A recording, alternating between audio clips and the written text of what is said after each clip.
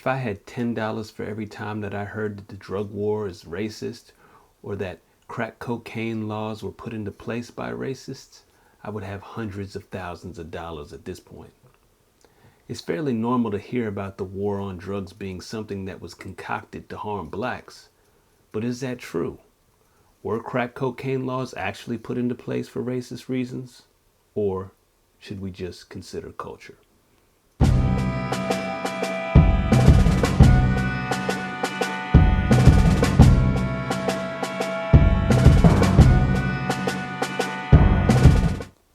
What many people who were around in the 70s and 80s seem to have forgotten is that blacks were quite instrumental in getting harsher penalties put into place for drug-related crimes. In 1971, on March 25th, the Congressional Black Caucus had a closed-door meeting with then-President Richard Nixon, where they demanded that the Nixon administration do something to help to stop the flow of narcotics into black neighborhoods.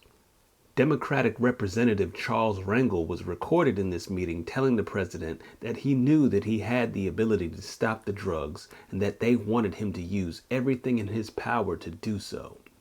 Before leaving the meeting, they left the president with a list of demands. One of those demands was that they wanted the president to declare a national crisis in relations to drug abuse. Then, in June of 1971, only 3 months after the meeting with the Congressional Black Caucus, President Nixon got on TV and said this: America's public enemy number one in the United States is drug abuse.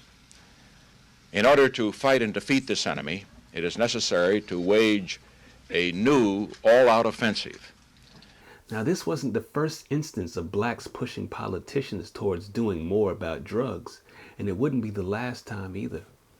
Within the pages of magazines like Jet and Ebony, there were articles related to having the government do more to help black people. The argument then was that the government didn't care what was happening in black communities, and to show that they cared, they needed to help eliminate the drugs.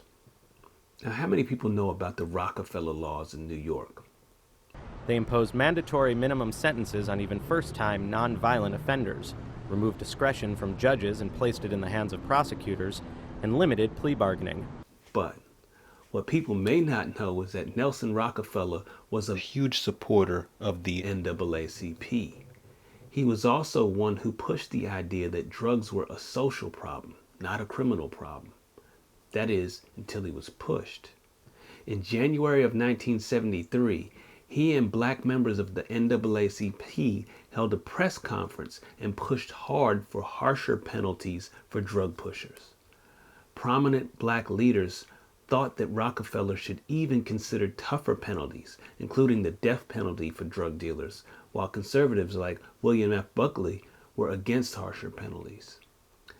These were efforts that were put into place for reasons that make a lot of sense. Black people were dying and communities were being destroyed because of the drugs. So it only made sense that blacks would want them out of their communities, and they thought that tougher laws would help get them out. Now later in January of 1987, Charles Rangel yet again leads pressure campaigns against yet another president.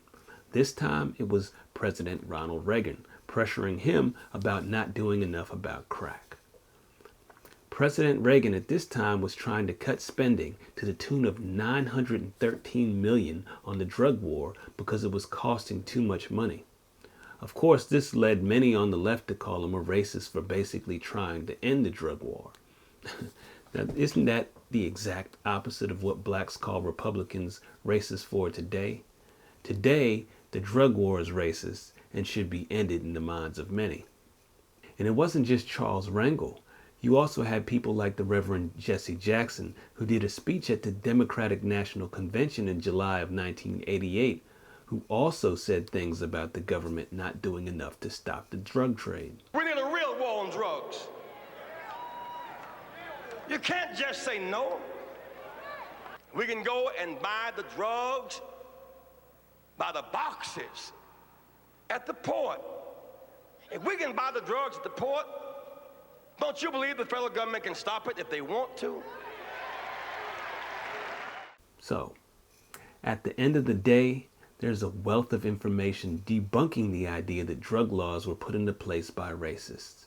It was us, and it was for legitimate reasons. Drugs were destroying black communities across the country.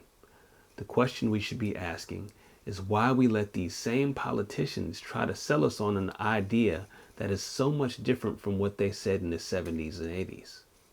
We have to stop being pawns in their political game of saying whatever lies will get us angry enough to vote them back into power. Don't take the bait. I'm Chi Brown for Consider Culture. Please remember to share, subscribe, follow, like, and comment. And if you like this video and like to support me in an effort to bring you more, please consider making a monthly donation of $1 or more to my Patreon account, or a one-time donation to my PayPal. Thank you, and I'm out. No more Yaza Baza.